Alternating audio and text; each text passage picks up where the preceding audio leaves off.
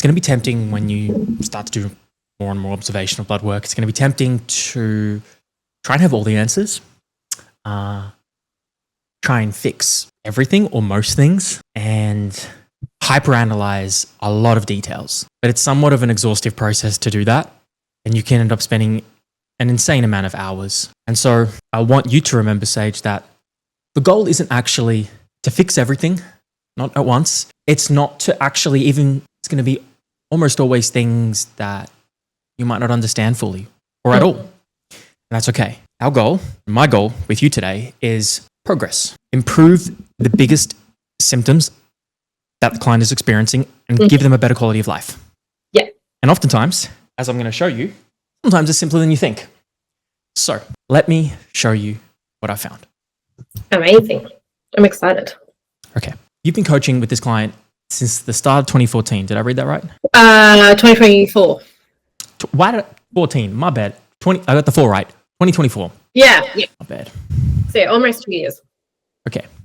And what would you say the biggest progress you've made with her is? I'd probably say her mindset. Like, I feel like she's definitely in Good. kind of a better space now about like her body and her life. And she's really kind of grown as a person, and she's still so young. So I feel like she's kind of really grown up in time. And we have changed her body composition. Like, I was looking back at photos from when we very first started, and she definitely does have more muscle now and slightly less body fat, and kind of recomped like less body fat in some areas and that kind of thing. So yeah, like we definitely have made progress, but okay, a lot more. So I'm just going to share my screen, and then I will end up sharing this Notion with you. Bring the call. Yeah. Okay, so we got supplements, summary of changes. I'm going to talk you through it, and then some symptom red flags, some blood work things that I've flagged. I'll send you that at the end. I encourage you to take notes, even though I'm going to send it to you. So I'll tell you her biggest symptoms, as you know, just so I can hear the perspective I'm coming from, is, so she said, from her point of view, weight loss, PMDD symptoms, week before period luteal, hormonal health, gut health, skin, and the healthiest form of herself. The temptation is to go directly to weight change and continue to pull on that because it's the most superficial, it's the most emotional, some of the most emotional, but instead, the focus that I'm going to have is the foundational underpinning of that, and that's supporting her mitochondrial health, that's addressing nutrient deficiencies implicated in energy metabolism, her PMDD symptoms, there's some potential liver dysfunction going on, and gut. And then, by addressing all of that, improving some of the most damaging symptoms to her ability to lose weight, not just physiologically from an energy metabolism perspective, but also a psychological perspective of, I can just sustain a deficit easier without so much anguish, will be more effortless. Yeah, perfect. I'm going to give you, and the framing I would have to her for this, if there's any resistance, like, I really want to lose weight, would be, Asha, this is and by the way, are you going to send this to Asha? Or you don't know yet? I wasn't going to, but I could. Okay. Well, because then I was going to speak to Asha now. Okay. Yeah, go for it. I'll send it to her. Up to you. So I would say to Asha, hey Asha, if you're watching, this is a nourishment phase, a health phase, a healing phase for you.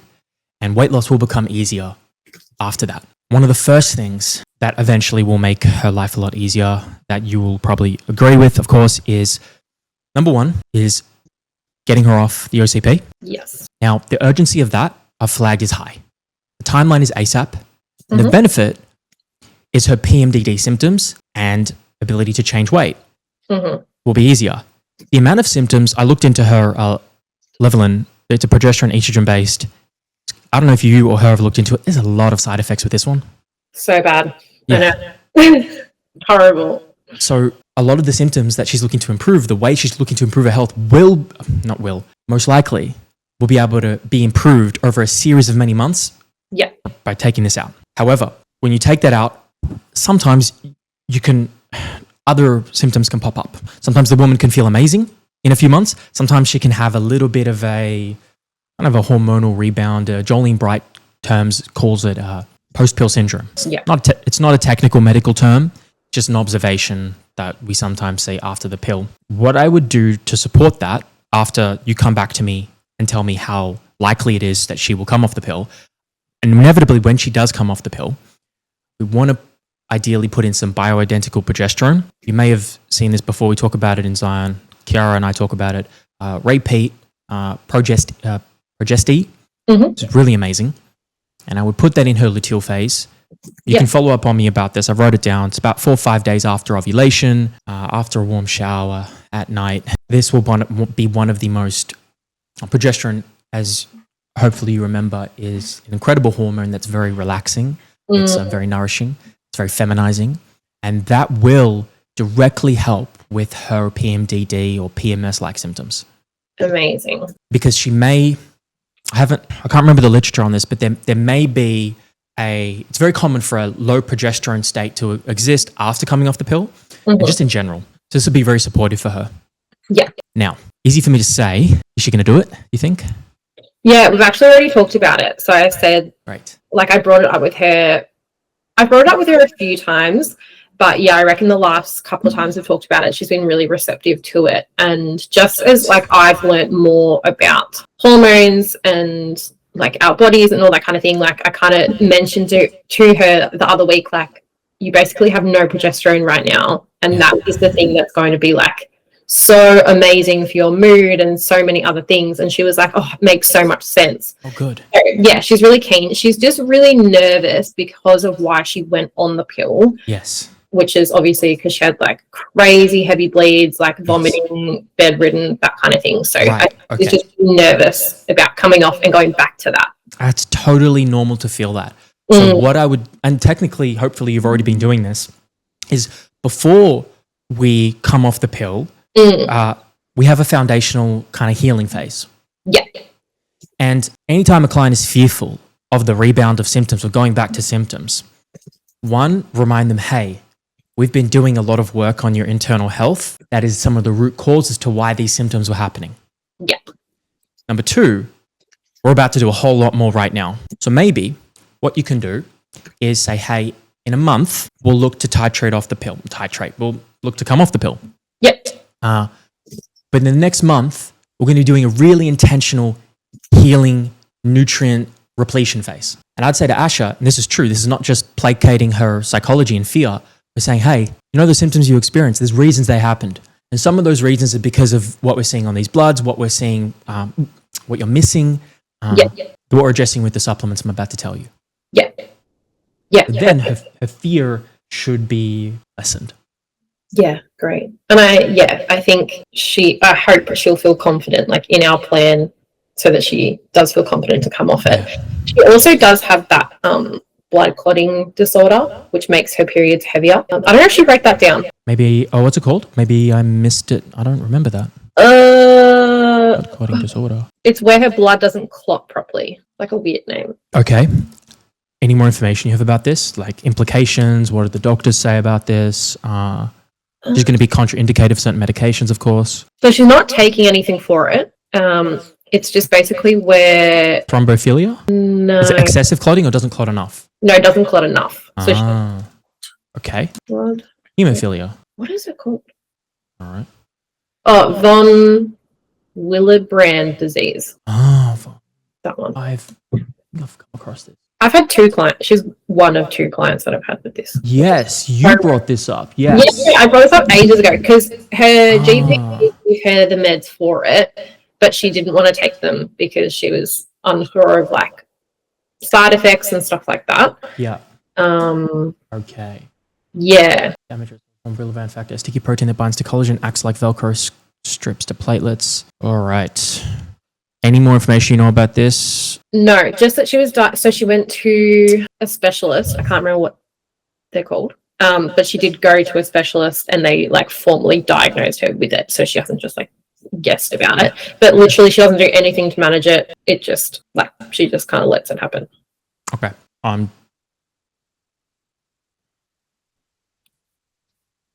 Does she change her lifestyle, or did her doctors tell her about avoiding certain medications and compounds? No, they've never. She only found out probably like a few months ago when we started doing testing and stuff like that. So yeah, she's never really done anything to change it. Okay. Let me just check, because if her blood doesn't clot effectively and she has a genetic disorder, then you have to think, okay, are there compounds that affect like platelet aggregation or affect blood clotting? Yes, there are. There's medications like aspirin or antihistamines, or potentially there's even like nutraceuticals. Which ones? I'd have to look into it, that change the way our blood clot to an extent. And so we want to be mindful of that. Yes. I would encourage you to look into that, and I will, if we have time, I'll do the same as well. Okay. Yeah, perfect. Okay, sounds good. And okay, so first priority, OCP, coming off that, putting in bioidentical progesterone, repeat progesti. Get that now, because it can take a few weeks to come in from the US. One of the next lifestyle things that's going to be low-hanging fruit for her, like across the board, is going to be how can we get her to move her body, ideally outdoors, but just move her body and exercise, whatever's fun for her, whatever she enjoys, most days of the week. It doesn't need to be intense or dysregulating or like pushing to failure. She weight trains about 2 times a week. She does some cardio, I think I saw.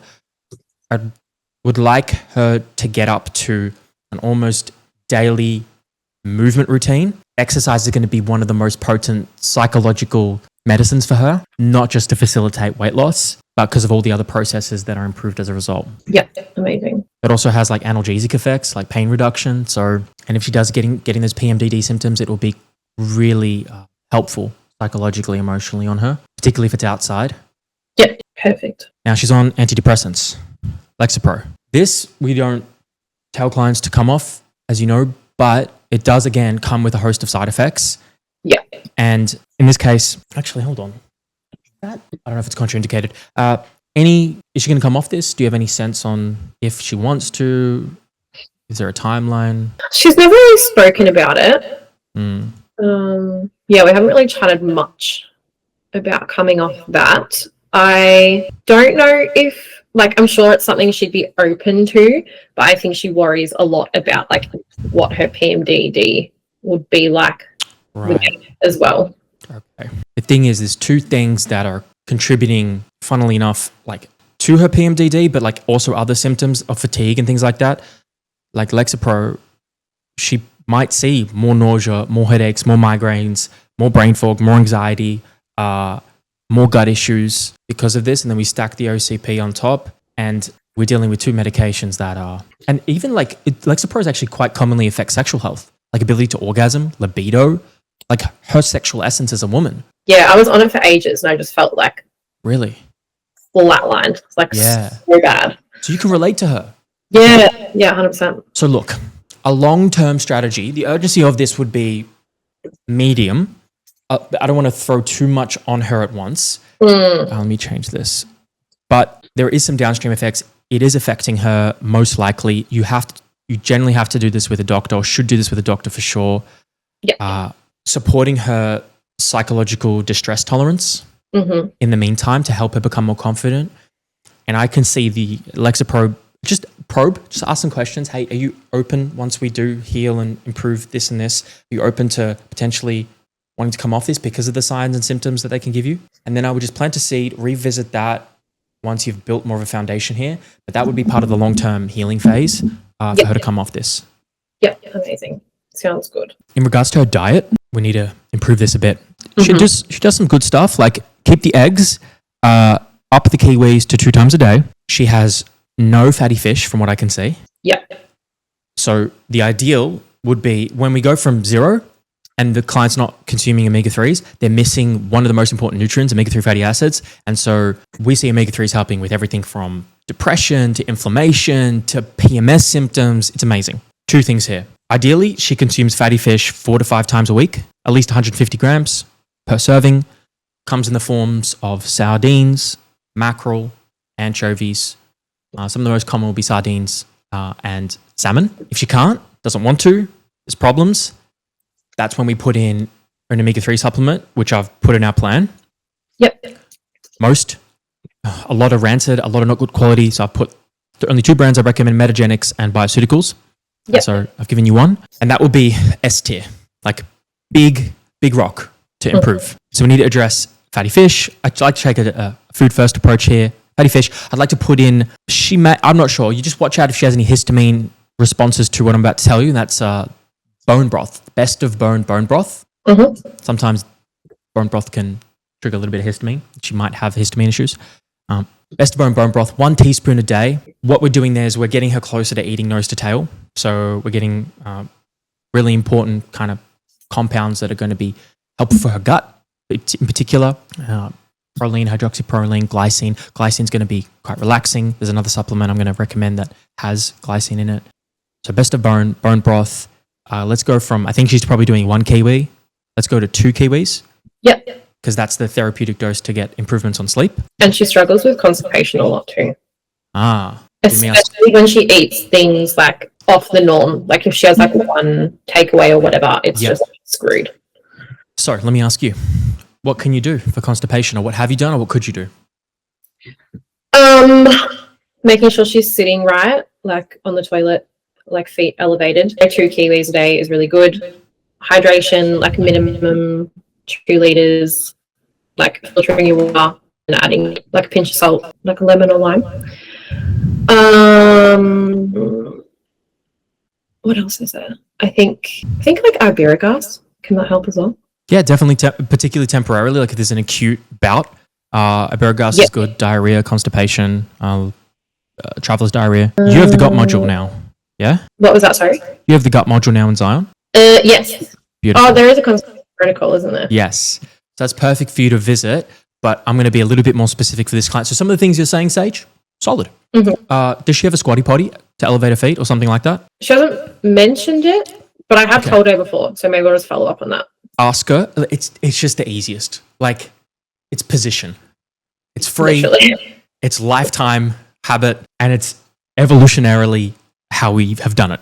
So get her to elevate her feet. She won't need to strain as much. Just basic toilet hygiene. A lot of people are not relaxed. They're rushing from back and forth in the middle of doing something. Try and get her to do some breathing. Hey, next time you go to the bathroom in the future, can you just do a few breaths and belly gut massage? Yeah, so true. Yeah, amazing. Elevating the feet permanently, forever. Then, and I wasn't going to bring this up yet, but I'm bringing it up now. So we're going to be I'm going to suggest partially hydrolyzed guar gum. Oh, yeah. Which you've heard of before. She has a history of high antibiotic use. She has 4 bowel movements a day. I don't know, you haven't seen I'm going to send you the PDF. 4 bowel movements a day. For someone on less than 2,000 calories. That's a lot. That's a lot. So anytime you see that amount of frequency, does she have gut pain? I didn't see pain.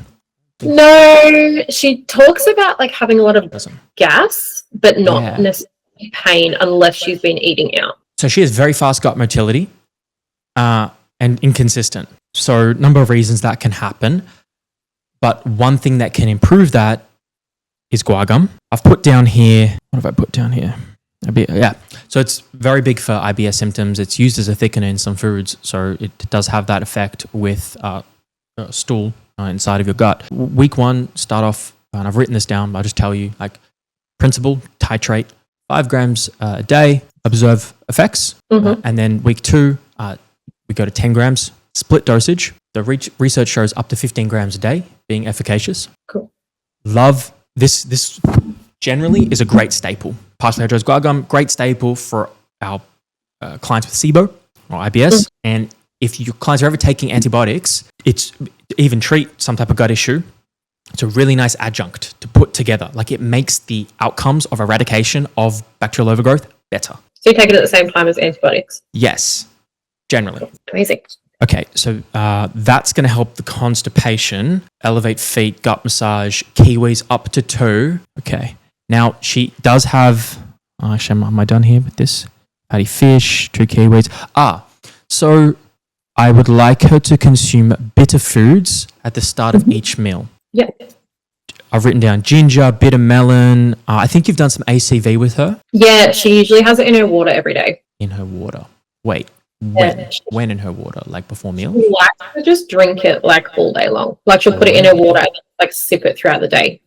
Huh. Yeah, I don't know. I haven't heard anyone doing that before, but apparently she likes it and it's been helping. But What does she notice it helps? I think she just says like digestion overall and like bloating wise. Like I think she said that it's Okay. helped. But yeah, I told her like in the past just have it before meals. The only concern, I don't know if she cares about this, the main concern I would have with that is her enamel of her teeth are going to get eroded. I don't know to the extent, but it's highly acidic and it can start to break down the enamel over a long period of time. That's why I like to sip it through a straw as well. Yeah, okay. Just something to keep in mind. Otherwise, the level of potency we're looking for in ACV or a bitter compound before a meal is usually to a potency that you don't want to sip all day, meaning you feel it. Yeah. So before the meal, or as the meal is being, just before the meal, this will help her blood glucose response because her insulin is elevated. Her insulin's an 8. We want a little bit lower than that, maybe somewhere between 4, 5, 6. It's going to improve her insulin response. It's going to improve her blood glucose response, which is one reason I want to do it. 2, beta foods are helpful for the gallbladder to produce bile. They're good for gallbladder and liver, which she needs some support from, and should improve overall digestion, stimulating gastric juices before we come in with something heavier. So practically, ACV before the meal, but the food she starts with, want it to be fibrous, want it to be ideally bitter, could be ginger. Personally, I love ginger. So it will attenuate the blood glucose response when you start with something that is low glycemic producing. Low glucose stimulating. It will also slow gastric emptying, like if you start with fiber, unless she has SIBO, and it might actually trigger her to go to the bathroom quick. It depends how she responds to fiber. I'm not sure if you know. No, I'm not sure. I know. Okay, so bitter foods, putting those in at the start of every meal. The easiest, lowest hanging fruit is going to be ginger. But you can get radish, daikon. Now, if you've noticed also, she's consuming, from what I can see, a bit of gluten. Oh, yeah. She eats gluten all the time, and I've told her so many times, stop eating gluten. Okay, what's her It makes her response? feel like shit. Why does she continue to eat it besides she likes it? I think because it's convenient. So she had like 2 weeks when she was working with her old naturopath where she didn't eat gluten and she felt really good. And now she's kind of gone back to it. And I think just like convenience wise. Okay. What's convenience in regards to just what? Time? What? Yeah, I think time. Also taste. Like she's a really big foodie. Like she loves food. And she also lives at home with her sister and her husband. And they're really big foodies as well. And like they don't really like to sacrifice on taste. It's like they cook with like canola oil and stuff like that because it tastes better than like olive oil, you know, or like doesn't have a taste. Whereas like Asha doesn't really cook with canola oil, but sometimes she's like kind of influenced by her sister. Yeah. I also work with her sister, actually. Oh, you coach your sister? Yeah, I coach them both. Oh, that's great. Okay. Yeah. So yeah, I've been trying for such a long time to kind of get them out of that habit, but they're kind of like, yeah, they're really attached to the gluten. She wrote down that she responds to dairy and gluten with a 3. Like, let me just get the exact quote, and then I can tell you where to go from here. Dairy. Basically, she's a 3. So frequently, daily. You're competing with values right now, meaning the enjoyment of food and the taste of food competing, rubbing up against health. I would try and frame it to her that this isn't a forever thing. We're not trying to get you to be gluten or dairy free forever, but it does give you a window where it allows the healing of it allows us to heal your gut easier. If we're not putting something inside of it, that is very irritating. When I have a client like this and they're a bit attached to a certain food or food group, I usually have to ask a bit of questions, like Socratic question them, which you'll see in the psychology module, because you've told her straight up, can you stop consuming this? And it didn't work. She did it for like 2 weeks and she felt, and then just went back to it. Yeah. So a few things I would ask her, like, I just want to figure out like why she went off, why she stopped it. And could we potentially help this with like if she want a really good meal prep company? Would that be helpful from a time perspective? Yeah, I've mentioned that to her before, but she prefers to cook herself. Okay. It's like, so the naturopath told her to go off it And she was kind of like, oh, I don't know. But then I was like, no, come on, like, let's do it. Just do like 2 weeks, see how you go. Right. And she was like, yeah, great, let's do it. And she did it, and it was really good. And then, okay. yeah, it's like she ends up making meals that contain like that need gluten, like bread, and like she makes like souvlaki's, like at home souvlaki's and stuff like that, and like things that need bread. Like she keeps making meals like that. Okay, so this makes me think that she might need some inspiration, and you might need to help her with some inspiration for foods and meals that are tasty, that don't have these things. Yeah. And I don't know how influential this will be. It's like I would provide her some resources or ask her if she knows any. And then 2, I don't know how influential this will be, but the education piece about this, she doesn't understand actually what gluten is doing. Is she interested in education around this? Like, is she interested in learning about her body? Or not so much? Yeah, no, she definitely is. Like, she likes to understand why things are happening. So, yeah, maybe I do just need to educate her more on, like, what gluten is actually doing. Okay. Through her gut. So, I've done a presentation on this, as you'll see, and it's actually on my YouTube as well. And it will help. It's 2 hours though. I don't know if that's too much for her. But I'd find a resource that explains the effects of gluten on the gut. Not in celiac, but in people with underlying gut damage. And it should show you how an immune response happens, how the symptoms of bloating and gassiness and even skin issues can come up. And you let the client make the choice. It's like, hey, this is not forever. This is why we're in this healing phase. Can you do your absolute best to find gluten alternatives while we heal your gut, heal your body? And then eventually you should be able to tolerate this better. If she actually understands, hey, like this is how it's triggering like my symptoms, she may consider. Yeah, amazing. But my answer to you would be like low gluten, low dairy. Yeah, okay. Low dairy as well. Yes. Do you think that dairy is causing like a bit of an immune response as well? Or like how would you say the dairy is affecting? Well, because she's, from what I saw in her form, you put it as a high number. Okay. That doesn't respond. Okay, cool. Dairy sensitivity, a 3. Okay, cool. Means frequent. Now, okay. So that's just going to give her some symptom relief. How much have you talked about the big 7 foods with her and just improving her overall diet to be more whole food based, nose to tail? We do talk about whole foods quite a bit, but probably not really like the nose to tail portion of it, and like maybe like specific foods. Like I guess I say whole foods, but someone else might think something different. You know what I mean? Like we haven't really talked specific foods as much. You haven't wrote her a meal plan. You haven't given her much structure yet with food. I've definitely given her meal plans in the past, but the last few months. She kind of like she prefers to do her own things. I can tell. Yeah. So this is a client who likes agency. It sounds like control over her own food. So what I would do is I would say, "Hey, Asha, we're going to design. I would let her drive it, but give her boundaries. And let me show you an example. You do calls with her, yeah? Yeah, we do a monthly call. Great. This is an example. All right. So I would work with the client live on the call, and whatever tool you use, I would build their nutrition foundations live with them. Because then you get a chance to be like, hey, oh, I don't like that. Oh, I don't want that. And he's like, hey, but it's really important because, oh, what about this replacement? And you can work with them. Yeah. Okay. I would generally pick lower FODMAP, lower histamine foods if you can. That's a level of detail that it's maybe a little bit harder for a foodie, but I would try and slip more of that in. Yep. For just basic examples, like are we having colorful foods? Like a lot of like blueberries being a staple.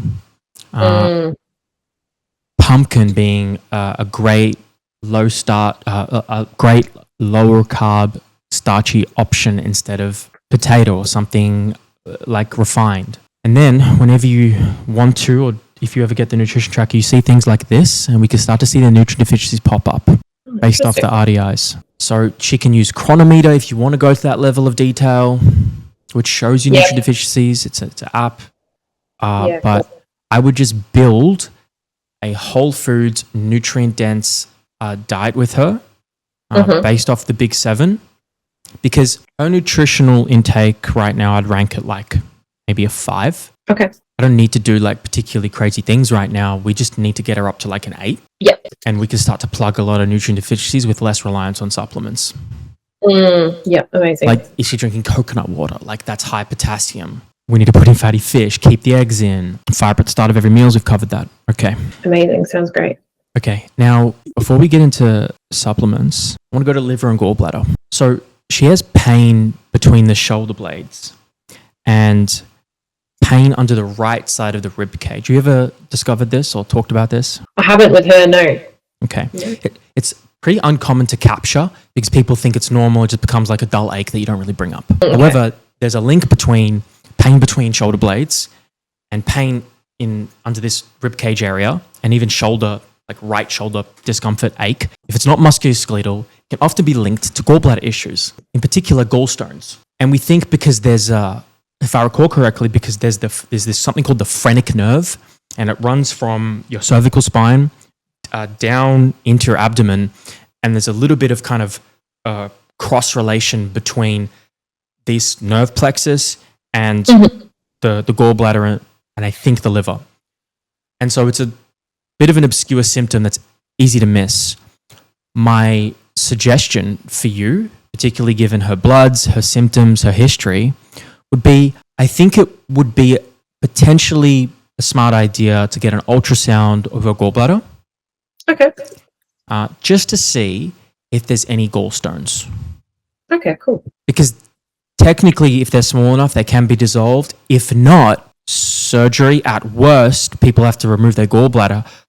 But if we can catch something early, that would be pretty profound. So you can just do a search and you can just look a bit deeper into the symptoms she's experiencing. You can look a bit deeper into like other gallbladder signs and symptoms, see what cross-relates with her, educate her. Hey, did you know this? If it's not musculoskeletal, because I know she has a bit of a history with musculoskeletal injuries, if it's not musculoskeletal, then it is one decent sign of gallbladder issues. Okay, amazing. Yeah, I'll definitely mention that to her. And then, so if they were small enough to dissolve, how do you do that? We have a protocol in Zion on the gallbladder.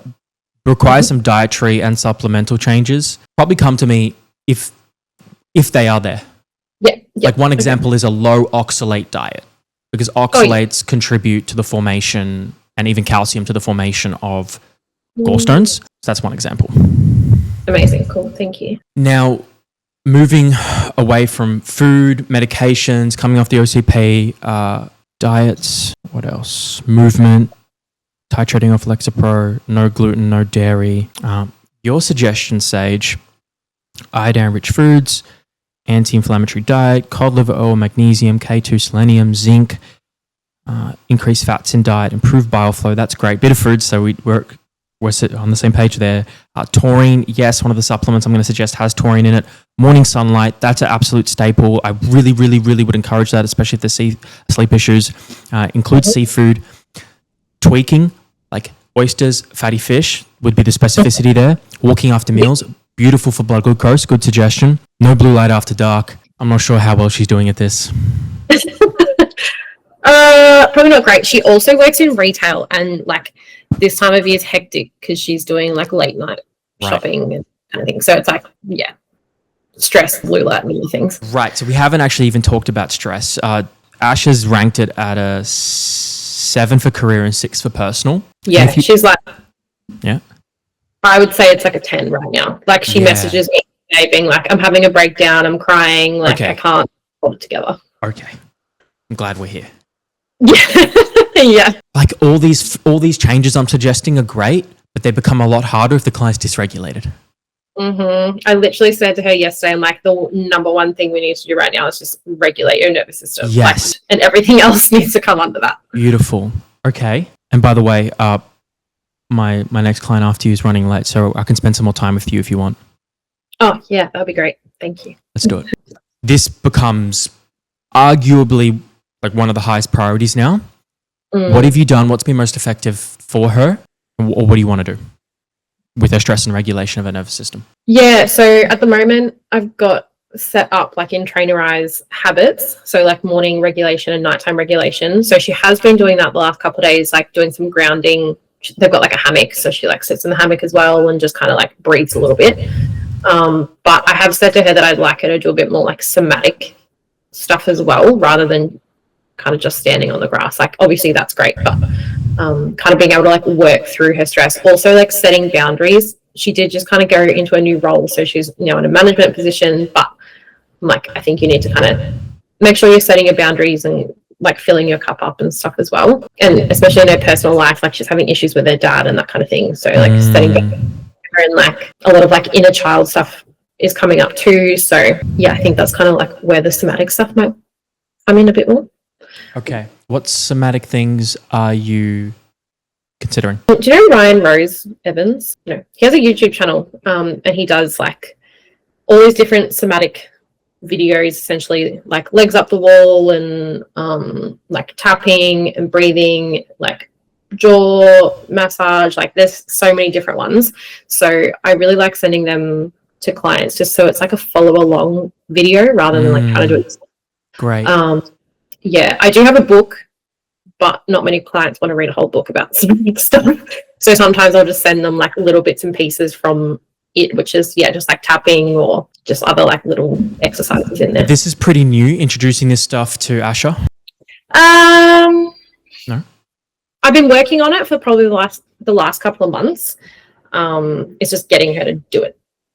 What's the obstacle getting her to do it? I don't know if maybe she just doesn't see it as a priority, or maybe it's just a lack of time in her eyes. I feel like she feels like she has a lot that she's trying to fit into her life, and I feel like that is kind of just kind of falls away, And you're telling me she's becoming emotionally overwhelmed almost daily? Yeah. How's that manifesting, and what are the triggers? Triggers is probably work. So like after a whole day of work, she'll come home and then just lay on her bed and just kind of cry and just feel like super overwhelmed and like not hungry, so she won't really like eat. This is kind of just like the last couple of weeks with it being hectic because of Christmas, but this does kind of pop up regularly. And then her dad, they had like a really bad conversation the other day, so that was a big trigger as well. And then so it manifests as like crying, anxiety, not hungry. Okay. As a priority, I would like you to watch the psychology modules from Jules Rademeyer on distress tolerance, if you haven't already seen them. Yes, I beautiful. Okay. Two things here. I didn't write this down, so I'm going to bring this up to you now. I would say Asha, so many angles you can do this from. The end result is Asha, I need you to take at least 30 minutes when you get home of uninterrupted, completely selfish girl time. Nourishment time. So what could that look like? And we need her to play more. We need to have fun more. We need her to get into her feminine more. Now, going from I'm overwhelmed and I'm crying to that is a bit of a gap. So we have to have an entry point. And one way is a bath. Hey, do you have a warm bath? Do you have a bath that you can run where you can just relax, not think, play some music, light some candles, hopefully non-tox. But even that, like, I'm not going to overwhelm the client. Like, I'd rather you have the bath with toxic candles than not have the bath at all and like watch Netflix, right? Pick up battles. Sage, I need you with every female client basically who's too hyper aroused to have a daily 30 to 60 minutes completely for themselves to regulate themselves. It's going to come in the form of a warm bath. You could be walks in nature. It's dancing. It's listening to music. It depends on the state that they're in, whether you need to bring them up a bit or bring them down a bit. Then you need to track that habit in their app or their tracker because you need to make sure it's done. Yeah. And then from there, we want to get to a point where they can play. Coloring in, paint by numbers, nostalgic cartoons or TV shows they watched as a kid. This is very specific advice because it taps into their inner child. Yeah, amazing. Love that. In regards to before bed, we can create some teas. Passion flower, nettle leaf, and Chinese skull cap. Yeah, beautiful. Yeah, she's been struggling with sleep a bit lately just from like stress. So okay.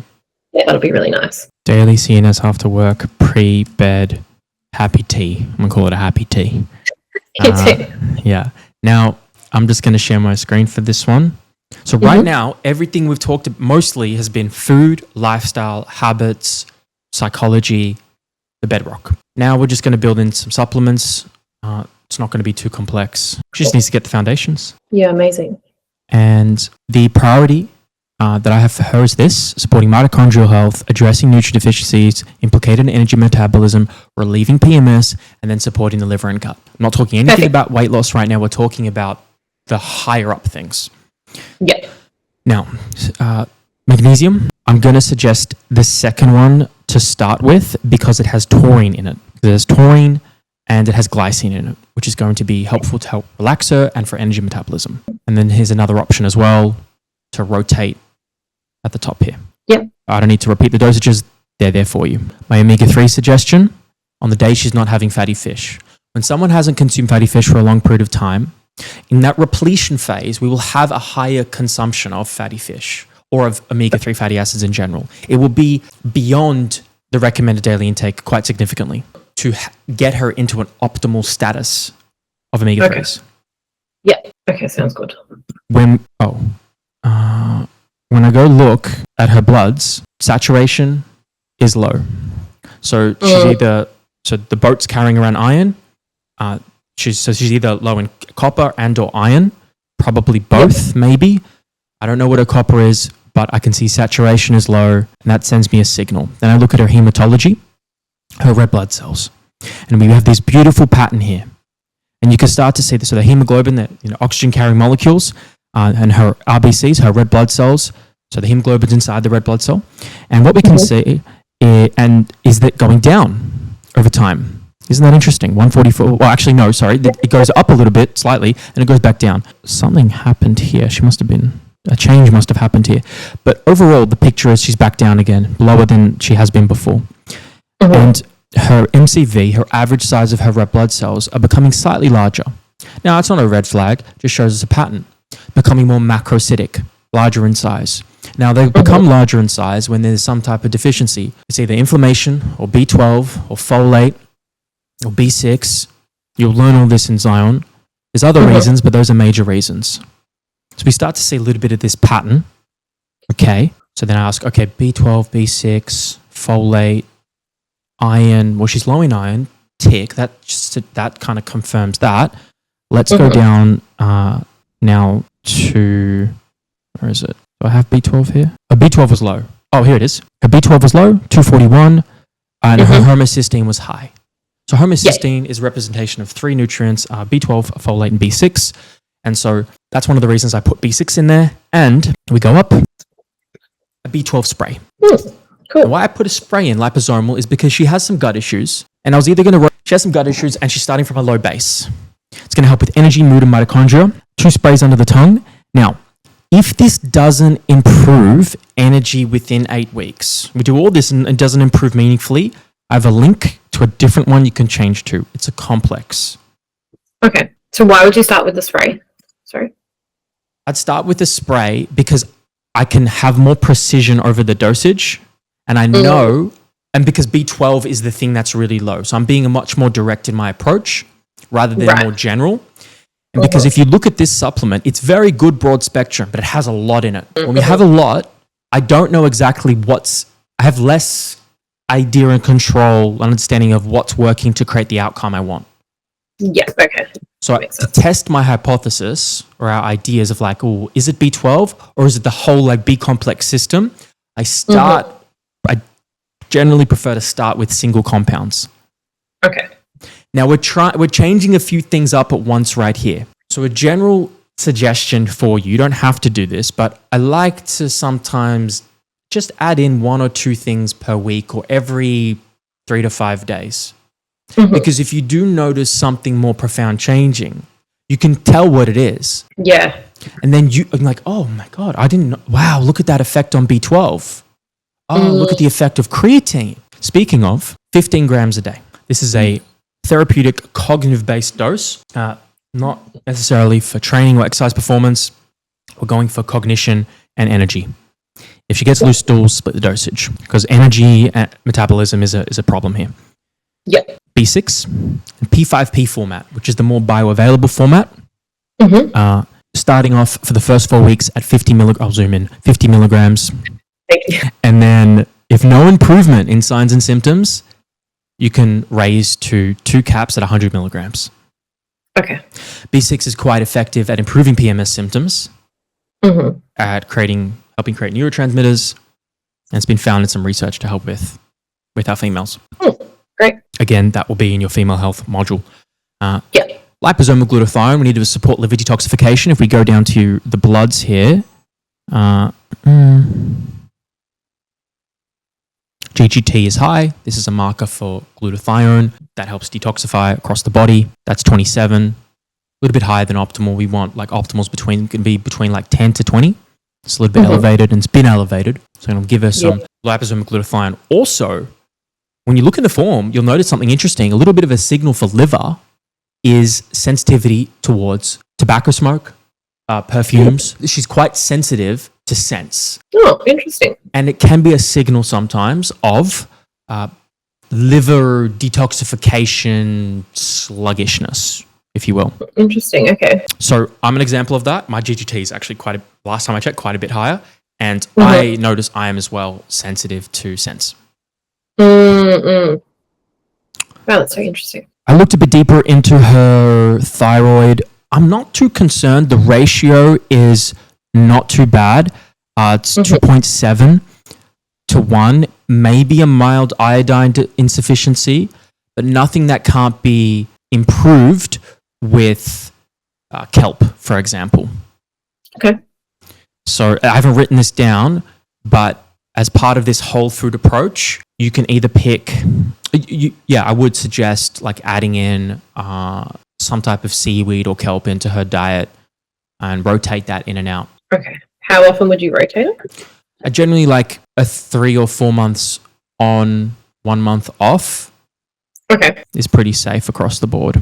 Okay, cool. Yeah, it's so interesting that her thyroid markers aren't like that bad when it kind of seems like sometimes she has so many of the symptoms. But I guess so many symptoms that correlate to other things as well. Exactly. That exactly. That's a challenging thing sometimes. But her TSH is on the lower end. I just need to see where this goes. Next time she does a blood test, we can have a look at it again. So you see what direction it goes in. If it keeps going down or not. Because I sent you her antibodies, right? Yeah, and from what I remember, her antibodies were not elevated. Is that accurate? I think one of them was slightly elevated. We can come back to that. The OAB was like 6.6 or something. Okay, we can come back to that. All of this will be supporting thyroid anyway, but it didn't stick out to me as a red flag where I'm like, oh, this girl probably has Hashimoto's. Yeah. Okay, great. But we can definitely revisit that. Speaking of thyroid, vitamin D is a very important hormone for the thyroid. Hers vitamin D was about 65 or something. I want to get that to about 100 to 130. 4,000 IU on days that she's getting less than under 20 minutes of direct full body sun. Okay. Now, this is if the budget allows for, because now we're getting to quite a few supplements here. She has an antibiotic history, and the Ultraflora Intensive Care is a really nice combination of Saccharomyces boulardii and Lactobacillus rhamnosus, which are 2 beautifully studied probiotics that can help improve constipation, improve diarrhea, repopulate the gut with a better beneficial bacteria ratio. Yeah. So I do really like this one. If she has the budget, yes, please. If not, don't stress. We can revisit it. Okay. Sounds good. She has organic beef spleen. Resume taking that at the recommended dosage to improve her iron levels. Yep. Black seed oil. The brand is Hub Shifa. You can't get that. Well, you can. You don't need to get that through my practitioner portal. You can just get that from online. Black seed oil is amazing. Yeah, that's so good. Lipid health, sleep. She has some asthma symptoms. There's some studies on asthma and black seed oil. It's going to help insulin, blood glucose, even menstrual health in regularity. We saw women taking black seed oil had better menstrual regularity in the days of their cycle. And so when coming off the OCP, this may help with that. Yep. And would you recommend only that brand? Pretty much. You can message me and float me another brand. The main thing, I just trust the quality. The main thing you want to just watch out for is what makes black seed oil so potent or effective is a compound called thymoquinone. It's going to be listed as TQ. And so you want to make sure that the thymoquinone is at least 5%. Okay. Interesting. It's basically what this means is it going to work or not? Or how effective is it going to be? How potent is it going to be? Yeah. Okay. That makes sense. Because I know Life Extension have one, and it's quite Uh-huh. affordable. Okay. But I'm not If it has 5% thymoquinone, go for it. Okay. Cool. And then we have, you can order this through me as well. Partially hydrolyzed guar gum. Not too concerned about the brand. Aria Health is one of them. You can get it through me. You can get it through someone else or the internet. And titrating up over time. And so this would be the foundations to start with. Cool. Sounds really good. I would be incredibly surprised if she did all of this and in 5-6 months didn't feel quite a bit better, particularly once she's off the pill. Yeah, definitely.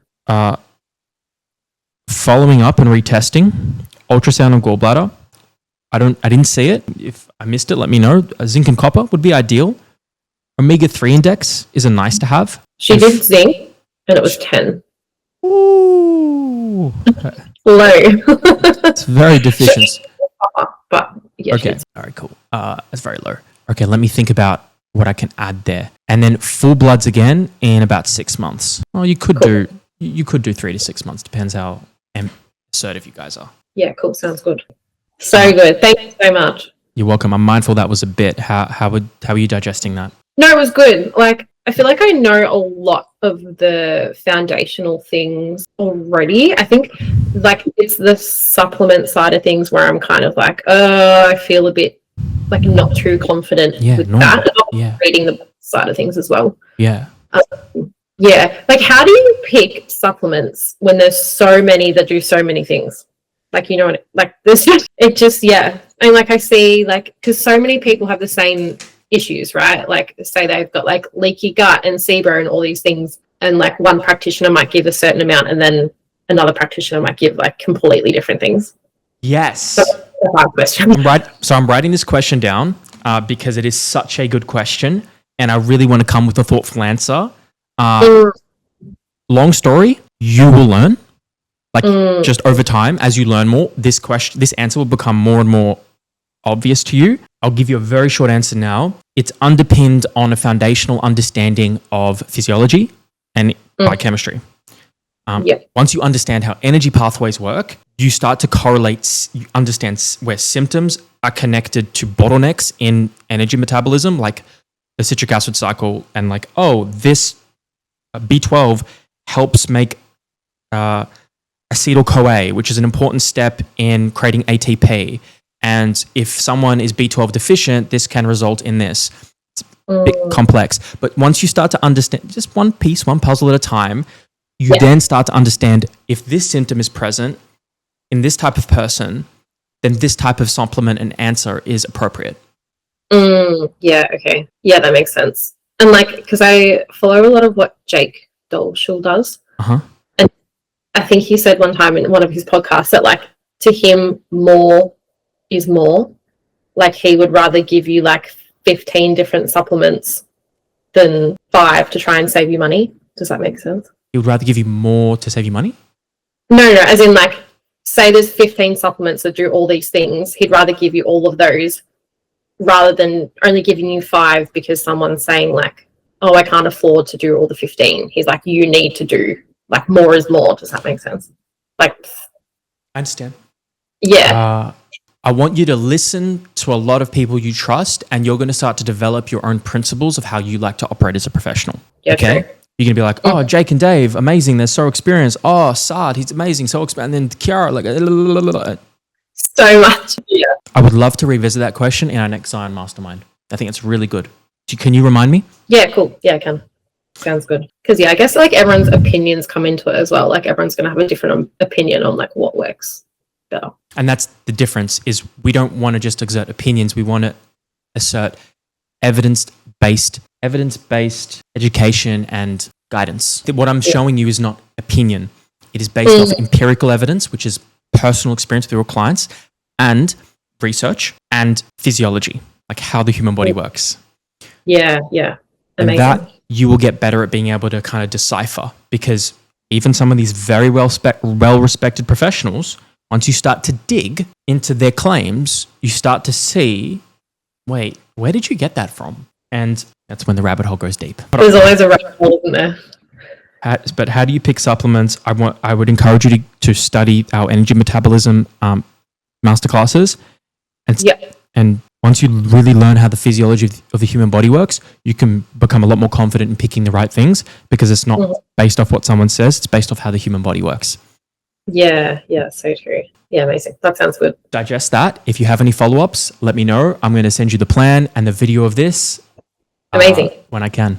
Cool. Thank you so much. I really appreciate it. You're welcome. Awesome. Maybe we'll do it again one day. Otherwise, I'll speak to you later. Yeah, awesome. Sounds good. Have a good Bye. day.